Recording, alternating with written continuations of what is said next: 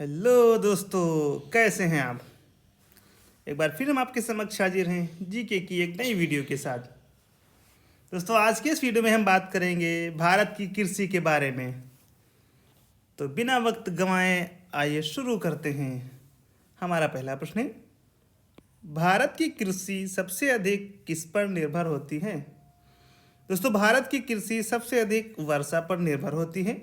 वर्षा पर जो फसल अक्टूबर में बोई जाती है, अक्टूबर में बोई जाती है और अप्रैल में काट ली जाती है, वो क्या कहलाती है। दोस्तों, अक्टूबर में बोई जाने वाली और अप्रैल में काटी जाने वाली फसल रबी की फसल कहलाती है। रबी की फसल। जो फसल जुलाई में बोई जाती है और अक्टूबर में काटी जाती है, वो कौन सी फसल होती है। दोस्तों, वो फसल होती है खरीफ की फसल। जुलाई में बोई जाए और अक्टूबर में काटी जाए, खरीफ की फसल। जो फसल रबी और खरीफ की फसल के बीच तैयार की जाती है, वो कौन सी है। वो है जायद की फसल। रबी और खरीफ की फसल के बीच तैयार की जाती है, वो जायद की फसल। जैसे खीरा, ककड़ी, ये सब कौन है, जायद की फसल।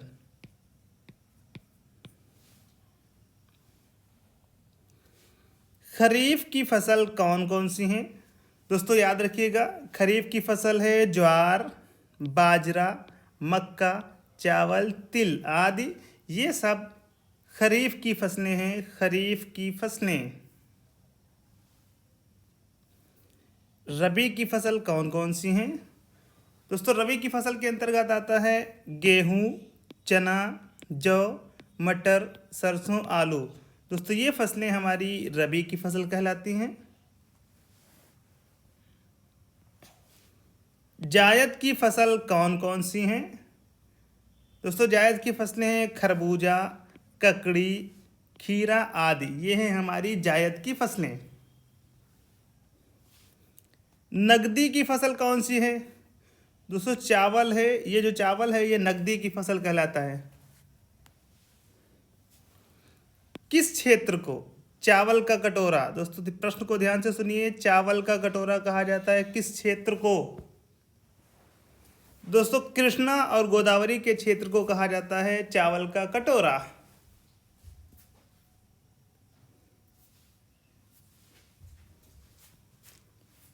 अगला प्रश्न है हमारा, भारत का सबसे अधिक खाद्यान्न उत्पन्न करने वाला राज्य कौन सा है। तो दोस्तों, सबसे अधिक खाद्यान्न उत्पन्न करने वाला राज्य है उत्तर प्रदेश।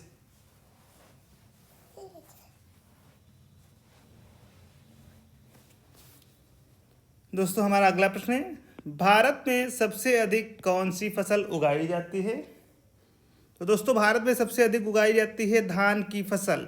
धान की फसल भारत में सबसे अधिक उगाई जाती है। भारत में हरित क्रांति का जनक किसे माना जाता है। दोस्तों, भारत में हरित क्रांति के जनक हैं doctor M S Swaminathan. Doctor M S Swaminathan Bharat में हरित क्रांति के जनक हैं। दोस्तों, अगर हम विश्व की बात करें कि विश्व में हरित क्रांति के जनक कौन हैं, तो दोस्तों, विश्व में हरित क्रांति के जनक हैं doctor Norman Borlaug. Doctor Norman Borlaug विश्व में हरित क्रांति के जनक हैं और भारत में डॉक्टर एम एस स्वामीनाथन। हरित क्रांति का प्रमुख उद्देश्य क्या था। दोस्तों, हरित क्रांति का प्रमुख उद्देश्य था खाद्यान्न उत्पादन में आत्मनिर्भरता लाना। ये हरित क्रांति का प्रमुख उद्देश्य था। हरित क्रांति किस फसल पर सबसे अधिक उपयोगी रही। दोस्तों, सबसे अधिक हरित क्रांति गेहूं व चावल की फसल पर उपयोगी रही। गेहूं व चावल। किस राज्य को भारत का धान्य भंडार। दोस्तों, प्रश्न को सुनिए ध्यान से, धान्य भंडार कहा जाता है किस राज्य को। तो दोस्तों, पंजाब को कहा जाता है भारत का धान्य भंडार। पंजाब। नीली क्रांति का संबंध किस उद्योग से है। दोस्तों, नीली क्रांति का संबंध है मत्स्य उद्योग से, मछली पालन से। श्वेत क्रांति का संबंध किस उद्योग से है। दोस्तों श्वेत क्रांति का संबंध है दुग्ध उत्पादन से। श्वेत क्रांति दुग्ध उत्पादन। सुनहरी क्रांति किस फसल से संबंध रखती है? दोस्तों सुनहरी क्रांति बागवानी व शहद उत्पादन से संबंधित है। बागवानी व शहद उत्पादन। गोल क्रांति किसके लिए चलाई गई? गोल मटोल आलू, तो गोल क्रांति आलू के उत्पादन के लिए चलाई गई। गुलाबी क्रांति किससे संबंधित है? दोस्तों गुलाबी क्रांति संबंधित है झींगा उत्पादन से। भारत में कुल कार्यशील जनसंख्या का कितने प्रतिशत भाग कृषि में लगा हुआ है? तो दोस्तों भारत की कुल कार्यशील जनसंख्या का 64.5% भाग कृषि में लगा हुआ है। 64.5% भाग। नीलगिरी के पहाड़ी क्षेत्रों में कौन सी फसल उगाई जाती है? दोस्तों नीलगिरी के पहाड़ी क्षेत्रों में उगाई जाती है कॉफी की फसल। कॉफी की फसल। कॉफी की फसल। सब्जी उत्पादन में भारत का कौन सा स्थान है? दोस्तों सब्जी उत्पादन में भारत का द्वितीय स्थान है, विश्व में द्वितीय स्थान। फल उत्पादन में भारत का कौन सा स्थान है? फल उत्पादन में भी भारत का विश्व में द्वितीय स्थान है। राष्ट्रीय रसदार फल अनुसंधान केंद्र कहाँ है? दोस्तों नागपुर में है राष्ट्रीय रसदार फल अनुसंधान केंद्र। अंगूरों की खेती के लिए कौन सा शहर प्रसिद्ध है? दोस्तों अंगूरों की खेती के लिए प्रसिद्ध है नासिक। नासिक। हमारा अगला प्रश्न है, मूंगफली भारत में सबसे अधिक किस राज्य में उगाई जाती है? तो दोस्तों सबसे अधिक मूंगफली उगाई जाती है गुजरात में। गुजरात में सर्वाधिक मूंगफली की खेती होती है। चावल का उत्पादन सर्वाधिक किस राज्य में होता है? दोस्तों पश्चिम बंगाल में चावल का सर्वाधिक उत्पादन होता है, इसीलिए पश्चिम बंगाल को कहते हैं चावल का कटोरा। चावल का कटोरा कहलाता है हमारा पश्चिम बंगाल। भारत के किस राज्य में गेहूं की खेती नहीं होती है? तो दोस्तों बड़े ध्यान से प्रश्न को सुनिए। प्रश्न कह रहा है कि गेहूं की खेती नहीं होती है। तो दोस्तों तमिलनाडु हमारा राज्य ऐसा राज्य है जहां पर गेहूं की खेती नहीं होती है। किस फसल की कटाई व बुआई में सबसे अधिक समय लगता है? दोस्तों गन्ने की फसल की कटाई व बुआई में सबसे अधिक समय लगता है। तिलहन प्रौद्योगिकी मिशन की स्थापना हुई थी। दोस्तों तिलहन प्रौद्योगिकी मिशन की स्थापना 1986 में हुई। भारत का उर्वरक उत्पादन में विश्व में कौन सा स्थान है? तो दोस्तों उर्वरक उत्पादन में भारत का विश्व में तीसरा स्थान है। वर्तमान में भारत के सकल घरेलू उत्पाद में कृषि व संबद्ध क्षेत्र का योगदान कितना है? दोस्तों 13.67% वर्तमान में योगदान है कृषि का। मूंगफली में दाने का औसत प्रतिशत कितना होता है? दोस्तों मूंगफली में दाने का औसत प्रतिशत होता है 70%। 70%। केंद्रीय शुष्क भूमि खेती अनुसंधान संस्थान कहाँ स्थित है? दोस्तों हैदराबाद में स्थित है हमारा केंद्रीय शुष्क भूमि खेती अनुसंधान संस्थान। मक्का की खेती किस मौसम में की जाती है? दोस्तों मक्का की खेती की जाती है खरीफ के मौसम में। दुग्ध उत्पादन में श्वेत क्रांति लाने का श्रेय किसे जाता है? दोस्तों दुग्ध उत्पादन में श्वेत क्रांति लाने का श्रेय जाता है डॉक्टर वर्गीज कुरियन को। डॉक्टर वर्गीज कुरियन। दुग्ध उत्पादन में भारत का कौन सा स्थान है? दोस्तों दुग्ध उत्पादन में भारत का विश्व में प्रथम स्थान है। प्रथम स्थान। भारत में सर्वोत्तम चाय कहाँ पैदा की जाती है? दोस्तों भारत में दार्जिलिंग में सर्वोत्तम चाय पैदा होती है। दार्जिलिंग। किस फसल के लिए पानी की अधिकता आवश्यक है किंतु जमाव नहीं? दोस्तों चाय की फसल ऐसी फसल है जिसमें पानी की अधिकता आवश्यक है किंतु जमाव नहीं। काजू का सबसे बड़ा उत्पादक राज्य कौन सा है? का से काजू, का से केरल। दोस्तों केरल काजू का सबसे बड़ा उत्पादक राज्य है। रेशे वाली फसलें कौन सी होती हैं? कपास, जूट, सन। दोस्तों ये फसलें रेशे वाली फसलें होती हैं। भारत में लंबे रेशे के कपास का आयात मुख्यतः कहाँ से होता है? दोस्तों भारत में लंबे रेशे के कपास का आयात मुख्यतः संयुक्त राज्य अमेरिका से होता है। संयुक्त राज्य अमेरिका। दलहन उत्पादन में भारत का कौन सा राज्य सबसे आगे है? तो दोस्तों राजस्थान, हमारा राजस्थान दलहन उत्पादन में सबसे आगे है भारत में। स्वच्छ जलीय मछली का उत्पादन करने वाला राज्य कौन सा है? तो दोस्तों स्वच्छ जलीय मछली का उत्पादन करने वाला राज्य है पश्चिम बंगाल। पश्चिम बंगाल। तंबाकू उत्पादन में भारत का विश्व में कौन सा स्थान है? दोस्तों तंबाकू उत्पादन में भारत का विश्व में है तीसरा स्थान। तीसरा स्थान। भारत के जूट का सर्वाधिक क्षेत्रफल वाला राज्य कौन सा है? जूट सर्वाधिक सबसे ज़्यादा होती है पश्चिम बंगाल। सबसे अधिक क्षेत्रफल वाला राज्य जूट के उत्पादन में है पश्चिम बंगाल। भारत का सबसे बड़ा सोयाबीन उत्पादक राज्य कौन सा है? तो दोस्तों हमारा सबसे बड़ा सोयाबीन उत्पादक राज्य है मध्य प्रदेश। मध्य प्रदेश। नारियल उत्पादन में भारत का विश्व में कौन सा स्थान है? दोस्तों नारियल उत्पादन में है हमारा प्रथम स्थान। नारियल उत्पादन में भारत का विश्व में प्रथम स्थान है। हरित क्रांति के फलस्वरूप देश में कुल खाद्यान्न में किसकी उत्पादकता में कमी आई है? तो दोस्तों दलहन एवं मोटा अनाज के उत्पादन में थोड़ी सी कमी आई है हरित क्रांति के फलस्वरूप। शुष्क भूमि के लिए सबसे अच्छी फसल कौन सी है? दोस्तों शुष्क भूमि के लिए सबसे अच्छी फसल है मूंगफली की फसल। मूंगफली की फसल। झूम क्या है? तो दोस्तों झूम कृषि का एक तरीका है। बड़े पैमाने पर जूट की खेती किस नदी क्षेत्र में की जाती है? दोस्तों हुगली नदी क्षेत्र में बड़े पैमाने पर जूट की खेती की जाती है। हुगली नदी क्षेत्र में।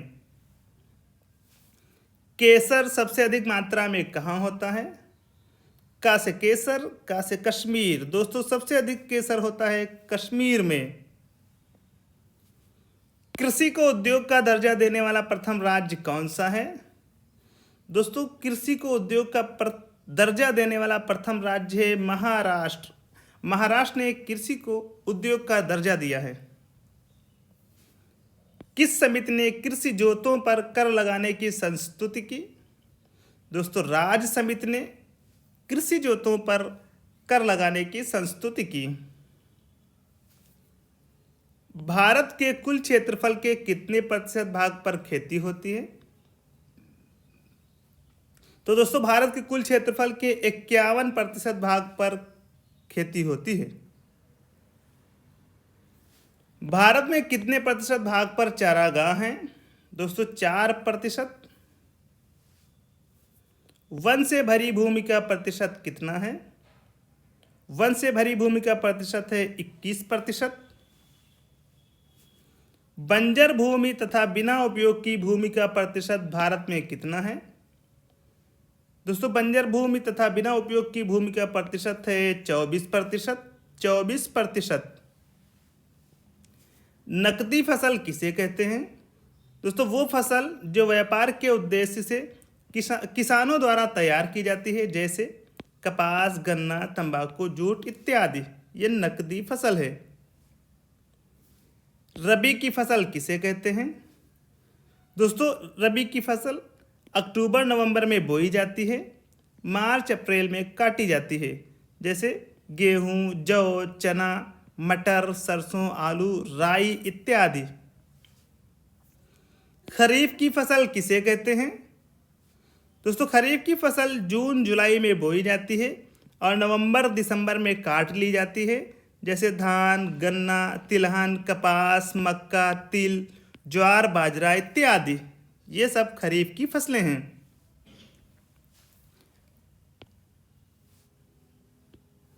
जायद फसल का क्या अर्थ है? जायद फसल दोस्तों ये मई जून में बोई जाती है और जुलाई अगस्त में काट ली जाती है। जैसे राई, उड़द, मूंग, तरबूज, खरबूजा, ककड़ी, खीरा इत्यादि जायद की फसलें हैं। झूम खेती क्या है? तो दोस्तों इसमें जंगलों को काटकर भूमि साफ की जाती है। इसके बाद इस भूमि पर खेती की जाती है। कुछ दिनों बाद भूमि की उर्वरता समाप्त हो जाने पर यह भूमि छोड़ दी जाती है और इस तरह की खेती पूर्वोत्तर के राज्यों में की जाती है। झूम खेती को मलेशिया में लाडांग, फिलीपींस में चौगन, मैक्सिको में मिल्पा, श्रीलंका में चेन्ना और वेनेजुएला में कोनुकू कहते हैं। दोस्तों मलेशिया में लाडांग, फिलीपींस में चौगान, मैक्सिको में मिल्पा, श्रीलंका में चेन्ना, वेनेजुएला में कोनुका कहते हैं झूम खेती को। देश में कुल कृषि योग्य भूमि के कितने प्रतिशत भाग पर गेहूं की खेती की जाती है? तो दोस्तों कुल कृषि योग्य भूमि के 15% भाग पर गेहूं की खेती की जाती है। 15%। हरित क्रांति का सबसे अधिक प्रभाव किस फसल पर पड़ा? दोस्तों हरित क्रांति का सबसे अधिक प्रभाव पड़ा है चावल और गेहूं पर। चावल और गेहूं। भारत में हरित क्रांति लाने का श्रेय किन्हें जाता है? दोस्तों डॉक्टर एम एस स्वामीनाथन को भारत में हरित क्रांति लाने का श्रेय जाता है। भारत में हरित क्रांति की शुरुआत कब हुई थी? 1967-68 ईस्वी के दौरान भारत में हरित क्रांति की शुरुआत हुई थी। तिलहन प्रौद्योगिकी मिशन की स्थापना कब हुई थी? 1986 ईस्वी में तिलहन प्रौद्योगिकी मिशन की स्थापना हुई थी। भारत यूरिया के मामले में कितना आत्मनिर्भर है? दोस्तों भारत यूरिया के मामले में 100% आत्मनिर्भर है। किस उर्वरक का भारत पूरी तरह आयात करता है? दोस्तों पोटेशियम का भारत पूरी तरह आयात करता है। पोटेशियम का। केसर का एकमात्र उत्पादक राज्य कौन सा है? दोस्तों जम्मू कश्मीर केसर का एकमात्र उत्पादक राज्य है। भारत में सबसे अधिक रेशम कहाँ पैदा होता है? दोस्तों सबसे अधिक रेशम पैदा होता है भारत में कर्नाटक में। कर्नाटक में सबसे अधिक रेशम पैदा होता है। प्राकृतिक रबड़ में भारत का कौन सा राज्य प्रथम है? दोस्तों प्राकृतिक रबड़ में भारत का प्रथम राज्य है केरल, जिसका कि विश्व में चौथा स्थान है। विश्व में चौथा स्थान। नासिक किसकी खेती के लिए प्रसिद्ध है? तो दोस्तों नासिक अंगूर की खेती के लिए प्रसिद्ध है। कॉफी के उत्पादन के लिए भारत की कौन सी जगह प्रसिद्ध है? दोस्तों कुर्ग नीलगिरी की पहाड़ियाँ कॉफी के उत्पादन के लिए प्रसिद्ध हैं। राष्ट्रीय रसदार फल अनुसंधान केंद्र कहाँ स्थित है? दोस्तों नागपुर में स्थित है। सबसे अधिक तंबाकू उत्पादित करने वाले राज्य कौन से हैं? तो दोस्तों सबसे अधिक तंबाकू उत्पादित करने वाले राज्य हैं आंध्र प्रदेश और तमिलनाडु। विश्व में किसके उत्पादन में भारत का पहला स्थान है? दोस्तों आम, चीकू, खट्टा नींबू, केला, नारियल, काली मिर्च, अदरक, हल्दी में भारत का विश्व में पहला स्थान है। सब्जियों और फलों के उत्पादन में विश्व में भारत का कौन सा स्थान है? तो दोस्तों सब्जियों और फलों के उत्पादन में भारत का विश्व में द्वितीय स्थान है। पहला स्थान है चीन का। विश्व में चावल के उत्पादन में चीन के बाद किस देश का स्थान है? तो दोस्तों विश्व में चावल के उत्पादन में चीन के बाद आता है हमारे देश भारत का नंबर। भारत का नंबर दूसरे स्थान पर विश्व में। तो दोस्तों ये थे कृषि से संबंधित कुछ बहुत ही महत्वपूर्ण प्रश्न। दोस्तों वीडियो को लाइक करना, शेयर करना और चैनल को सब्सक्राइब करना बिल्कुल भी ना भूलें। दोस्तों आज के इस वीडियो में बस इतना ही। जल्दी आपसे मुलाकात होगी एक नए वीडियो के साथ। धन्यवाद।